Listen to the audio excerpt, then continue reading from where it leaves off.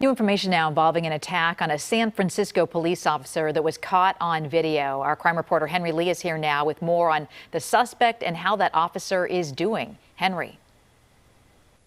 Well, Julie, that confrontation sent the officer to the hospital after she was suddenly attacked by a homeless man in Chinatown. She's highly as trained as anybody else. But a San Francisco police officer found herself overpowered by a suspect, identified as 33-year-old Gerardo Contreras. Things can go from okay to really bad in a split second. It began innocently enough.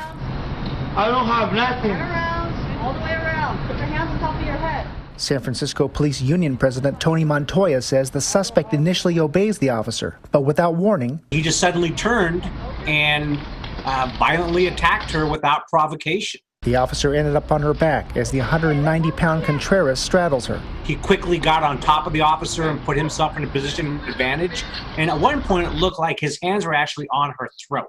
Bystanders rushed to help. I want to shake their hands. I want to commend them for their bravery and their actions. The officer regains control and backup arrives. The officer, who was assigned to Central Station, was taken by ambulance to the hospital. She was released that same day. She's at home recovering. She's got some scrapes, bruises, obviously sore from the incident. The police union says the officer typically works with a partner, but was solo that evening because of a staffing shortage. And if this happens to a uniformed San Francisco police officer, how should your average resident, visitor, tourist feel? They should be concerned. Less than 2 hours earlier, Contreras was accused of damaging scooters. This is video of him being detained. The female officer, who was Asian, went to talk to Contreras after witnesses said he was ranting at Asian people.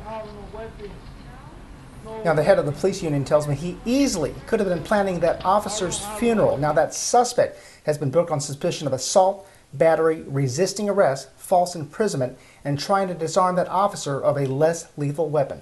Reporting live, Henry Lee, KTVU, Fox 2 News. Yeah, and just like the gentleman said in your piece there, if he did that to a police officer, just imagine what he could have done to an average citizen. Henry, in your story, you mentioned the staffing shortage, that was the reason she was working alone. Because of what happened, are there any changes being made? Not that I know of. I know that staffing shortages and staffing levels are constantly in flux, but we don't know if that was a specific shift, a day, or usually, again, they pair up day or night. All right, Henry Lee reporting live for us tonight. Henry, thank you.